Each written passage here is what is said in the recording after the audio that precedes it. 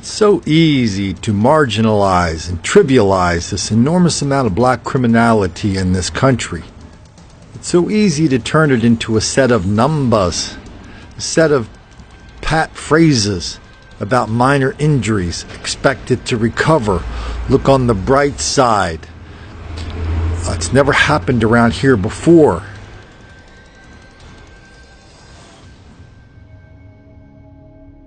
Well, we don't play that game on this channel. We like to talk about real stories with real people. Then we like to show how people use the numbers, they use the catchphrases to ignore, deny, condone, excuse, encourage, and even lie about this incredible level of black mob violence and black criminality all over the country.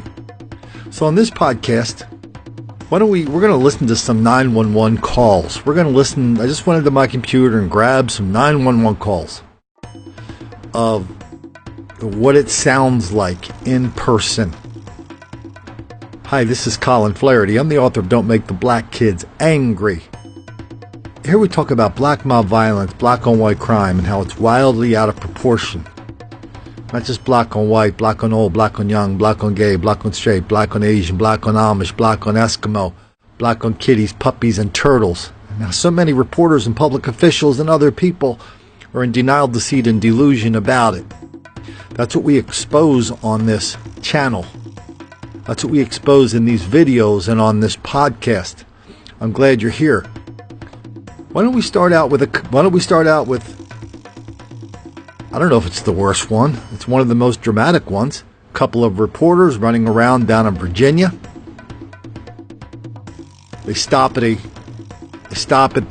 driving through the hood for some stupid reason or another. And then this happens. Okay, what's going on at church in Brambleton?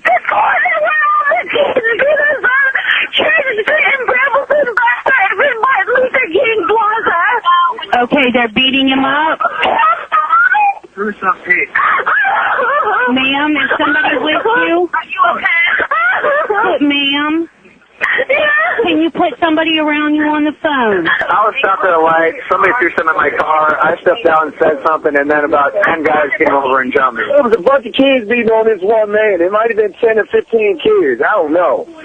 But it's a white male. I'm telling you, it's a white male. I hope y'all hurry up.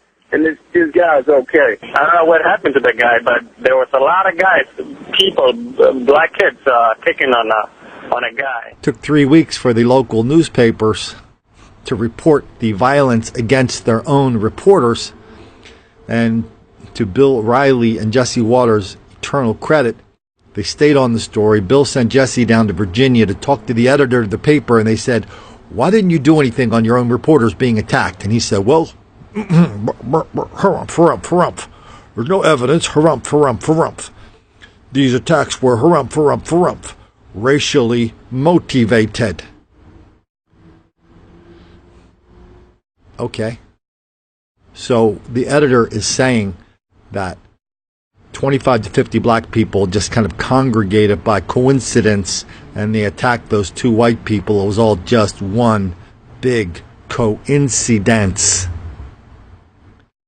You know, to be the editor of a small town paper, a mid-market paper, basically means you have trouble balancing your own checkbook. And all of a sudden he's sitting there waxing about what is random, what is coincidence, what is evidence.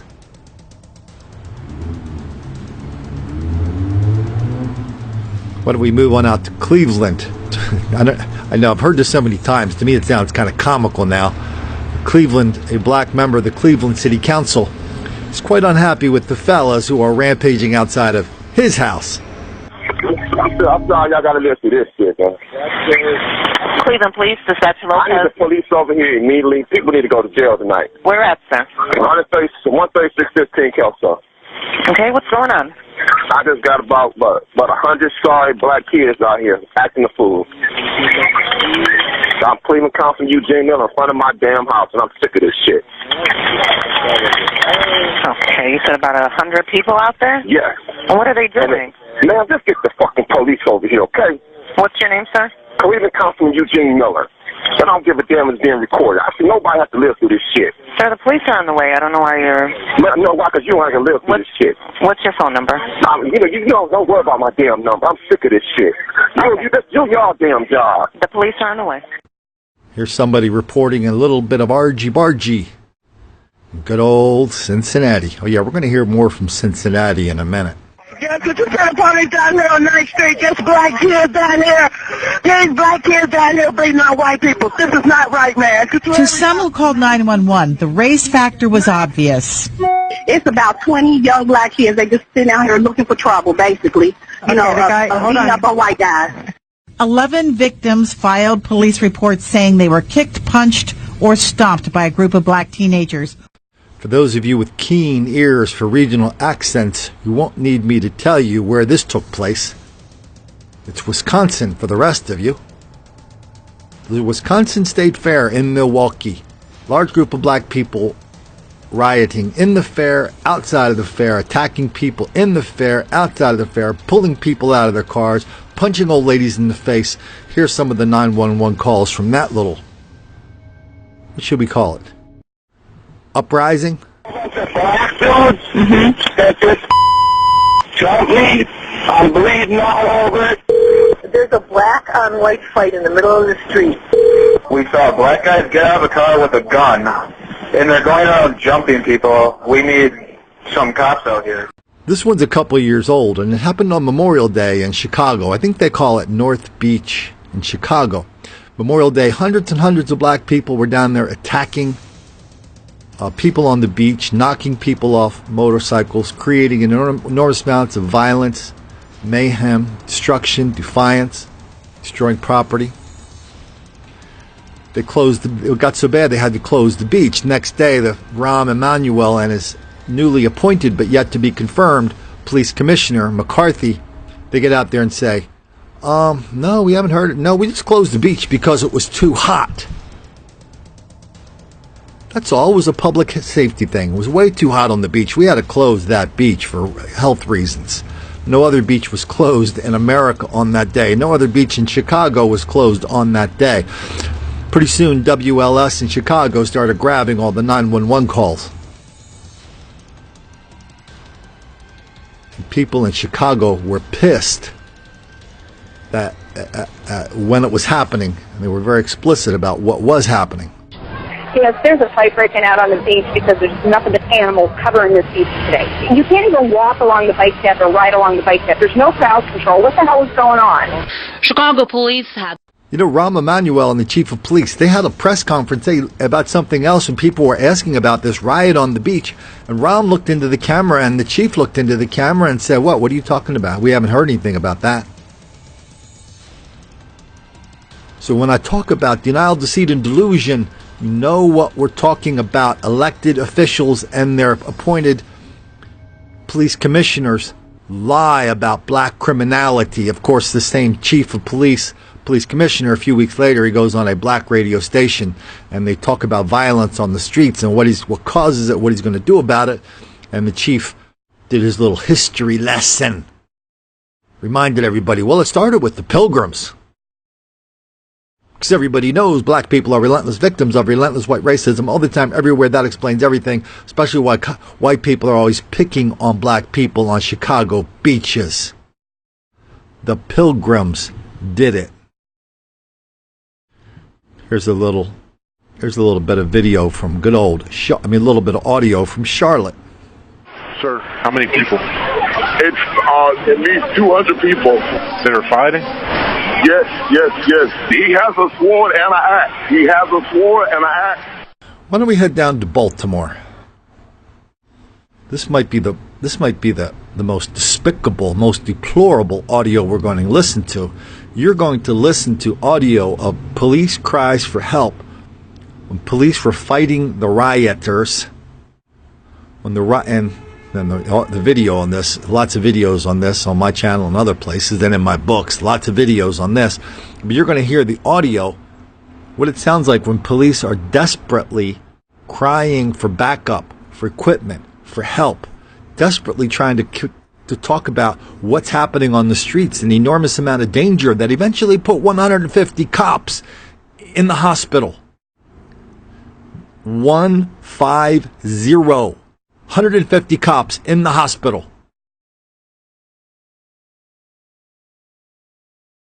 Today, the mayor and city officials are looking around going, man, I wonder, how did crime ever get so out of control in our town? Let's listen to a little bit of that. Of chaos, WJZ has poured through hours of just released radio transmissions. They show just how bad conditions were for police as they tried to take control during the April riots. WJZ investigator Mike Halgren's live at Penn North, the center of that unrest, with what he found. Mike? Mary, on these recordings, we did not hear any direct stand-down orders, although we did hear orders not to chase the rioters. What is clear is that police were frustrated by the lack of resources.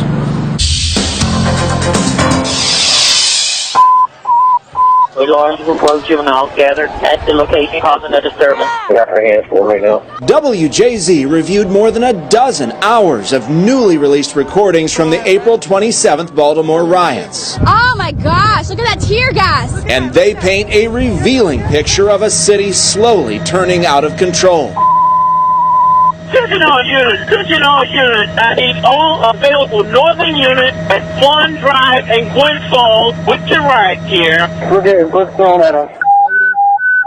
Signal 13, Liberty Heights and Rice's Town. We got hit with the bricks. We're going to stand by here. I can't leave these officers here by themselves. A frustrated, ill-equipped police force struggled, even though the mayor and police deny claims they were ordered to stand down. It wasn't until there was a controversy around the stand-down order that I even knew what the stand-down order was. Here's what police said on the radio. Hold the line. Do not go forward and do not chase them. We're sitting up here and there's a couple hundred people here. I am not going to let my guys get hurt because we have equipment we're not using. Somebody give me some type of fucking thing. The police union says in some cases officers had to get approval simply to make arrests, and some had to buy their own safety gear. Let's go, y'all. We got an officer down at the location, Pennsylvania North. Let's go. Use caution. You have to do. More than 150 officers were injured that day, and the city has yet to provide a full public accounting of what went wrong. This is everyone. If you got something, drop it. Get over here. Get your right here. Make sure you're prepared for this. You all know what to do. Protect yourselves and protect each other.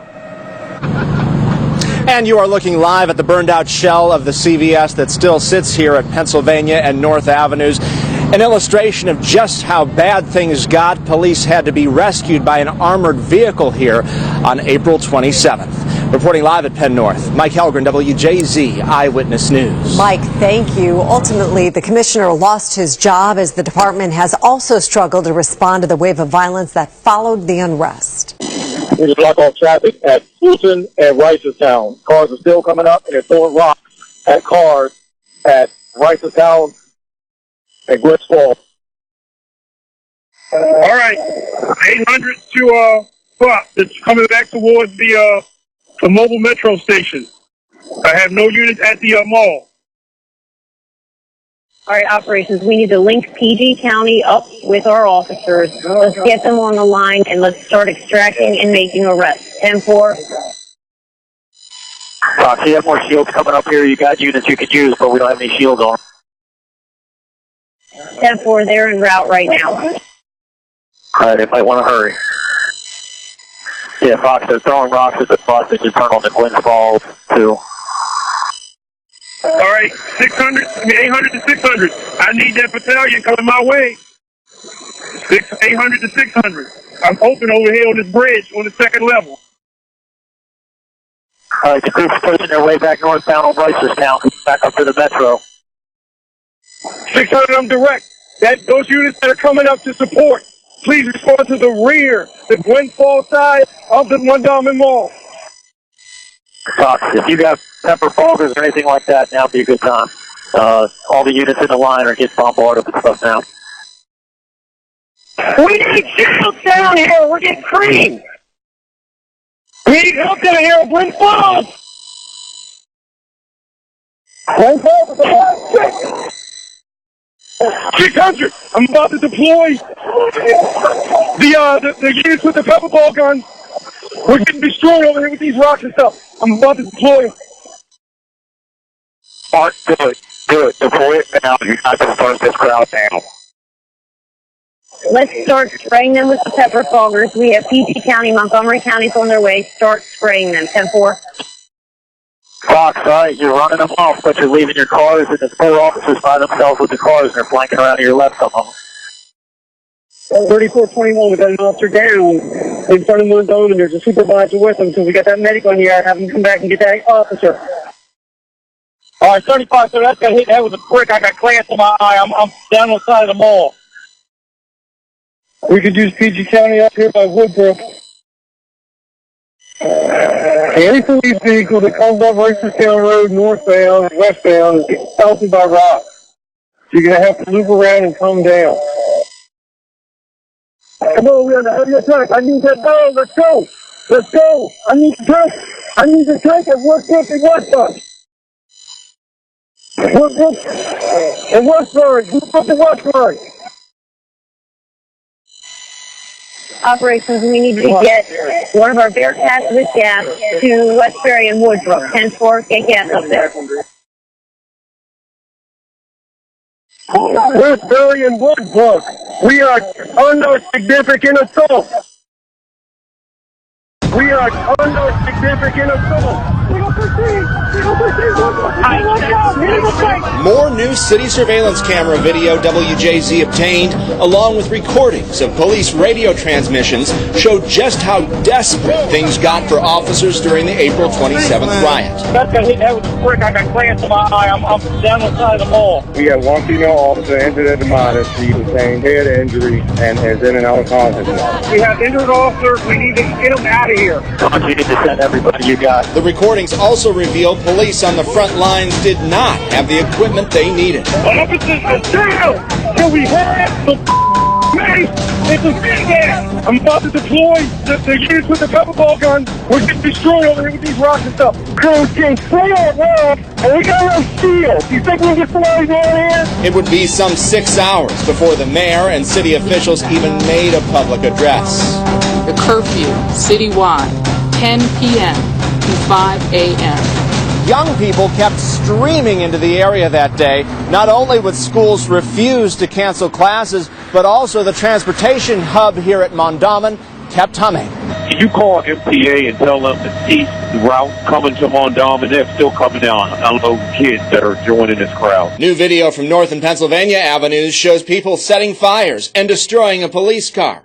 In the audio, you can hear the struggle to free several officers who became trapped. We need extraction for some of these people. Any officer in this area, come pick up some of these MTA officers. We can't fit them in the Bearcat. The police union has described the response as a failure from top to bottom. Hold that line. Hold that line. Do not advance. Hold the line. We need shields down here. We're getting creamed. And as young people, our time is now. We also gave those who wished to destroy space to do that as well. I never said, nor would I ever say, that we are giving people space to destroy our city. So my words should not be twisted. It is very unfortunate that members of your industry decided to mischaracterize my words and try to use it as a way to say that we're inciting violence. There's no such thing. This isn't quite a 911 call, but it's the most ridiculous piece of audio in my computer, bar none. It's Melissa Harris Perry. She was the former MSNBC Golden Girl. She's a big professor of something having to do with black people. She was I think now she's at Wake Forest. After she moved over there, I think after she got fired from MSNBC. She was quite unhappy that MSNBC was not making her the center of all their 2016 election coverage. So she raised the stink, and I think they said, well, you know what? Goodbye. Anyway, they were talking about violence against women in Arab countries, in Egypt, and they had this reporter who's usually very liberal, very reliably liberal, coming in saying, oh yeah, I was injured, I was assaulted during the Arab Spring on the streets of Cairo. And this is something that exists all throughout that part of the world. This unreported violence against women. So Melissa Harris Perry chimes in with her observation about what happens when black men rape and brutalize black women in America. I start with a little bit of trepidation in this conversation, in part because I know that some of the critiques of this is the very idea that Western press, that those who are not from these nations, who are not Muslim ourselves, who are not part of these traditions, can look at your article and say, look at how horrible those men or those societies or that religion is. And it's something, it's part of why, for example, we have an underreporting of rape and domestic violence in African American communities, because we know the violence enacted on black men by police, so we often don't call. Why don't we head down to Louisville, Kentucky, where hundreds and hundreds of black people rampage through the streets of downtown Louisville, starting at this little bridge they have down there, kind of a converted rails to trails kind of thing. They moved through the park, they moved through the downtown, beating old people, beating grandparents in front of their children, beating young couples, destroying property, looting stores. Within 24 hours, of course, next 24 hours, it was all the police chief and the mayor looking at it, telling us a series of increasingly ridiculous lies. One, it didn't happen. Well, maybe a little something happened, but it never happened before. Well, maybe something happened. Maybe it happened before, but that was a long time ago. Well, maybe something happened, and maybe it was a little bigger than we originally thought. Then somebody released a memo from inside the police department that say, oh yeah, this has been happening in this town for a long time. Lots of anger on the streets, lots of people ready to do some bad business. It happened. And they just kept lying and lying and lying and lying about it. Then these calls came out, which gave us some detail about exactly what people were finding on the streets. I am on the Big 4 walking bridge right now. Yes, ma'am. And there was a bunch of black kids that walked by and hit an older white man, and he was actually on the ground. There's a whole group of them of like 20 people. Oh, and they're all together? Yeah, that was the black people. 20 black male juveniles? Probably. Some of them are women. Black male and female juveniles? Black female juveniles. And they hit an old man? I mean, there's a big group of them. They're all cheering. They're all excited about it. And he was like elderly? We're on the walking bridge, and a group of white guys just walked down the street or walking down the walking bridge, and they just punched this guy in the face for no reason and just walked away. I need somebody now because I just got jumped by about 10 guys. Okay. Do you need an ambulance? I don't, but they robbed me too, so. They robbed you? Okay. Yeah. All right, stand in line here with me. So they hit me in the back of the head, I'm bleeding. He's hurting. Okay, can you ask? Why did they do that? Okay, did you see any clothing descriptions of the subject? I can see them right now. I got blue jeans and black hoodies. Okay, all of them? Yep.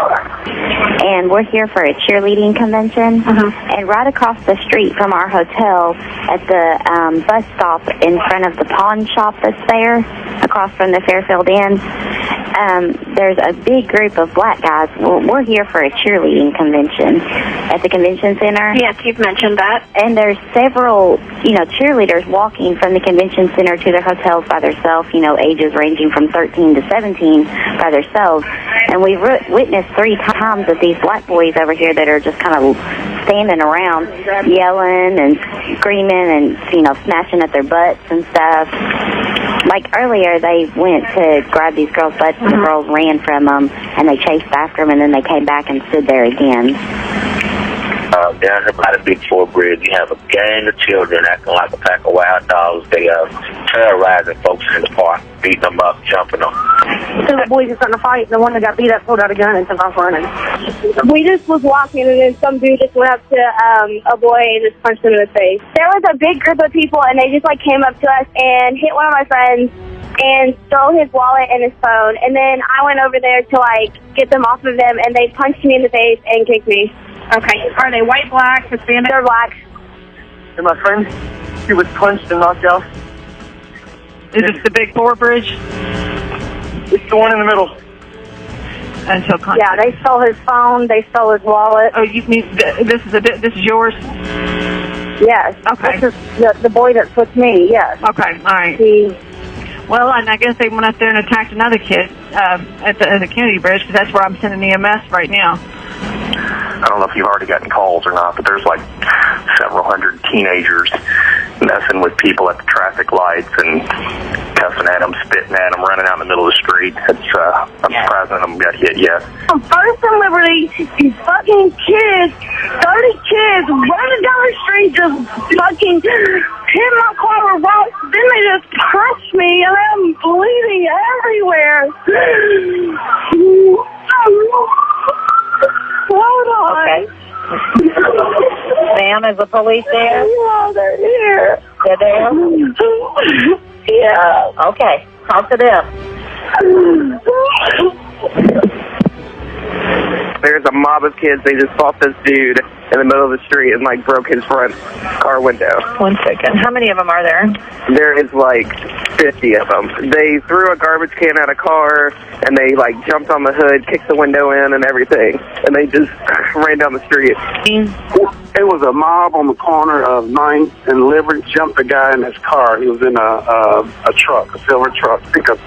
I thought something was going on. I don't know what they doing. 911 operator Scorpio, where's your emergency? Hi, I'm on 2nd and West Liberty, and there was just like a whole group of kids running in the middle of the street, and they just ran in this man's car, started beating him up and jumping on top of his car, and they shattered his windshield. A lot of people seen it. Like it was like 50 to 60 kids. I don't know where they came from. And his windshield is shattered in the middle of the street and everything. Come here. One of these little girls was attacked by this mob of kids right here. Hey, and she's bleeding pretty bad. Come here, sweetheart. Come here. Okay, how old is she, sir? How old are you? Oh, she's a grown woman, but she just got jumped on by a bunch of kids. Okay. And she's bleeding profusely from her face. But I just saw a bunch of black kids, a whole bunch of them, and they pushed some guy, and he fell in the street. And the guy was laying in the street there, right up in between two cars on a curb. They were taking his wallet and beating him up. Did they have a weapon? No, I didn't see it. They were young children. I understand. Were they black males? We've had a group of... Okay. All right. Females. Females. And, okay, black male and... There's a gang of young black children that are beating up a white man that is walking down the road. They're at Chestnut and 4th? Yes. Near 3rd, actually. 3rd and Chestnut. Okay, so they're at 3rd and Chestnut? Yes, it's a large group of kids. They pushed them over in the parking area, like a little parking lot area, but... He was just walking down the road, and they started pushing him, and then like 4 or 5 of them just started jumping on him. 1 second. And there's a group of probably 100 kids running out in the street, throwing trash cans, and just yelling at cars and standing. Yes, I want to report a group of about 40 kids. They just ran into my bar and smacked a customer and stole his money and knocked some stuff down. They're hitting cars and businesses. Where's this at, They're walking past them. Where's this at? They're on 5th Street walking towards Broadway. It's a big group of about 40 black kids. I just turned down a street, and there was like 40-something black kids, and navigation told me to turn down. They threw a bottle at my car and like a brick. Okay. So I stepped on the gas. I didn't get out to assess the damage yet, but you could hear it. They were... there was a bottle, like a brick, something. There's a man laying in the road. Broadway and 5th? Yeah. There was a big group of kids. Yeah, we've got a report of those kids. It looks like they were, hold on just a second. And he's still laying there? Yeah, there's a man laying in the road. He may have been one of those kids that we don't know. I don't think so, though. The kids left, and he was still laying there. He just looked like he could get hit by a car in a second.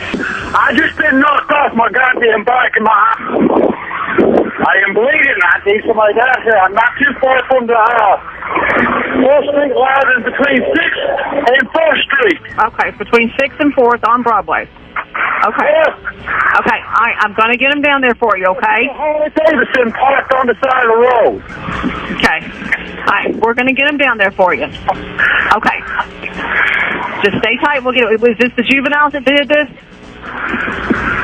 I can't hardly see. I'm starting to black out. Okay. I was driving down Broadway, and I saw like 30 or 40 kids just jump this guy. And the car driver There's a large gang out in that area, and they've assaulted several people.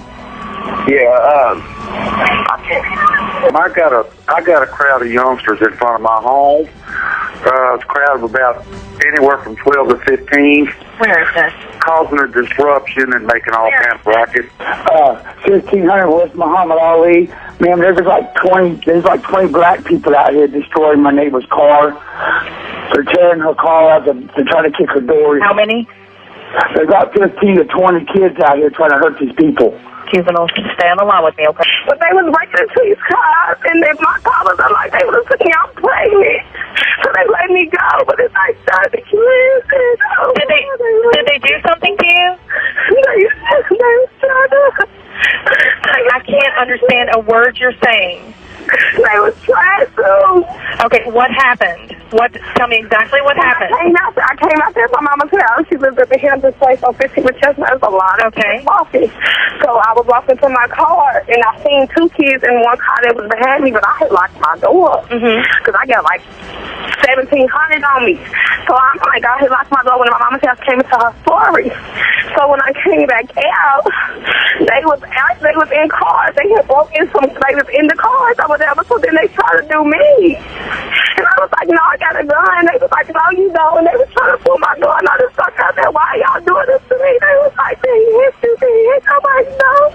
They were in here fighting a couple of weeks ago, and I just like to avoid that. Get too many of them in here. They get crazy. All right, we've got them on the way, sir, okay? Thank you very much. Thank you. They won't let the cowardly acts of just a few people dictate their day-to-day life. The Overcriminalization Task Force finally focuses today on what is the most critical failing of our nation's criminal justice system: the continuing prevalence of racism. Okay, we got the calls from 911. We heard the local reporter say it was just a few people causing trouble. Why don't we go to NPR to see what they have to say about it?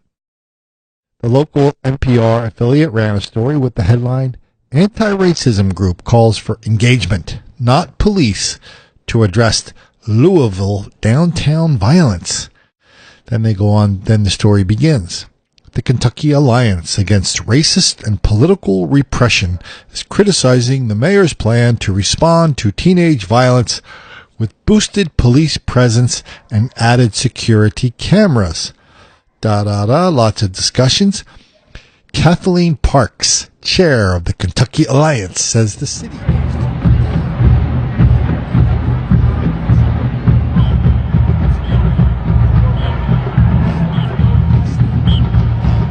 She said, "We won't have the liberty we deserve as citizens if there is going to be cameras everywhere." Park says the issue of teen violence stems not from problems with the city's youth, but from lack of life-affirming programs in the West End. Quote, "We need jobs. We need training for our youth. We need to resurrect community centers. We need community centers in every part of the community. We need to saturate the West End with community-centered programs." Blah, blah, blah. Need more free stuff. Okay. Blah, blah, blah. The group also demanded an end to what they call systematic racism that has left the city economically and socially divided. "We really need to address white people's bigotry," said Chris Hartman, director of Louisville's Fairness Campaign, adding that decades of disparities have blocked access for the African American community. Quote, "That is white people's work. It just has to change," he says. Quote, "Louisville has sent a strong message to the West End and communities of color that they are worth less." Blah, blah, blah. Don't kid yourself. That kind of attitude is not just NPR. This idea that all the victims are really the predators and all the predators are really the victims, this is something you can find in every newsroom in America. How else can you explain the way reporters ignore, condone, excuse, even lie about racial violence. But guess what? We don't have to wait for reporters anymore. We are the media. We are the ones telling the truth about racial violence. That's why it's important you spread this video around. Spread these podcasts around. Give them to your friends, especially your liberal buddies. Except don't give them any long, complicated causes or long, complicated explanations. Just ask them one question. Did you hear this? Anybody remember Beat Whitey Night? Anybody remember the cop who told the truth about large numbers of black people for 3 nights in a row rampaging through the Iowa State Fair? Iowa State Fair. I-O-W-A. Iowa. Beating white people in the fair, beating white people in the parking lot, beating white people in the neighborhoods around the fair. Lori Loverado got on there and said, yeah, we've gotten reports of a lot of black people beating up white people. She got fired for telling the truth about what you're about to hear. You'll hear Laurie here, too. Well, Rachel, 2 officers were injured and 5 people were arrested last night, marking the 3rd time since East Sider night that a large group of young black people were involved in assaults in or around the fairgrounds. We had reports that these juveniles were attempting to assault white citizens. That's all under investigation at this time. Whether this has racial overtones or not, we are looking into that. It's a fear that police have in writing. According to one of the police reports from Sunday's assaults, there was a large fight along East 30th Street with, quote, black male and female juveniles assaulting white citizens. As Des Moines police stepped in to try and break up the 40-person deep crowd, officers were met with heavy resistance. We continue to try to move them along and disperse, and we were getting a lot of resistance from the crowd. At that point, 2 officers were hit in the head from behind while trying to make arrests, forcing one of them to use a stun gun to get control of the situation. Chemical sprays were also used on the crowd to get things under control. There were several groups of juveniles together. What I was told from some officers that it was like a swarm of bees. This was the 3rd time large groups of young black people were seen assaulting people in and around the fair. The first being at the end of the fair's East Sider night, and the second was on Friday. Police say that on Friday, a white man was severely assaulted by a group of black males and females, eventually fracturing his skull, an attack that police think may have been race-related. In the police report, it states that a group of black males and females were out at the fair yelling out that it's Beat Whitey Night. And with yet another incident happening on Sunday under similar circumstances on the last day of the fair, it's hard for police not to think that all of these incidents are related. These assaults which occurred from last Friday night to last night, we do believe they are related somehow. And there is no audio. There are no 911 calls more ironic, more filled with karmic justice than what you were about to hear from the Cincinnati Judge DeLotte. She was like a major hero in Cincinnati among the social justice warriors because as a federal judge, she was the one who discovered that, well, there's a lot of racial disparity between black people and white people and how police are arresting and stopping. And there could be one reason only for that. That's white racism. So we have to fix that. We have to change that. We have to stop police from doing that. We have to make sure the numbers match up between police stopping black people, police stopping white people. This was the first federal decision of its kind. It was used as a precedent for other decisions all over the country. Then one night, I think it was a year or 2 ago, then one night 3 fellas busted into Judge DeLotte's house.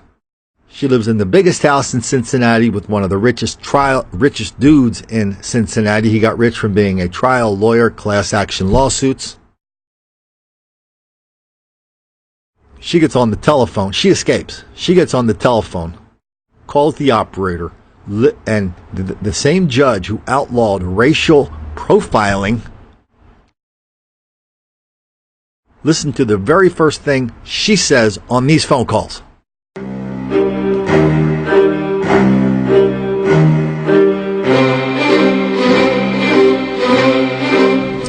It is nothing short of heart-wrenching to hear this federal judge pleading with a 911 dispatcher, swinging back and forth emotionally between ordering her, call U.S. Marshals, I'm a federal judge, and then in the next breath just pleading tearfully for help for her seriously injured 79-year-old husband. Listen. Indian Hill 911. Yeah, 911. This is Judge Delott. We have a home invasion. Okay, I have an officer at your house right now. Please send more. There's 3 black men with guns at our house. They're in your house right now? Yes. Okay. My husband and the dogs are still there. There's 3 black men with guns and masks in our house. Call the United States Marshals. I'm a federal judge. Call the Marshals. I will do that. I worried about my husband. I understand that, and we're doing everything we can. Can you stay there till you have contact with the officers? Yes, I'm in somebody's house. I'm bleeding.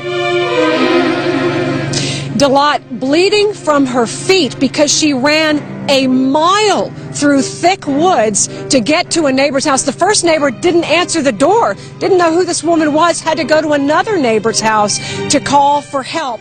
So this is real life. This aren't people. This isn't professors in rumpled ties and nice suit jackets looking into the camera and reminding everybody that black people are relentless victims of relentless white racism all the time, everywhere. That explains everything.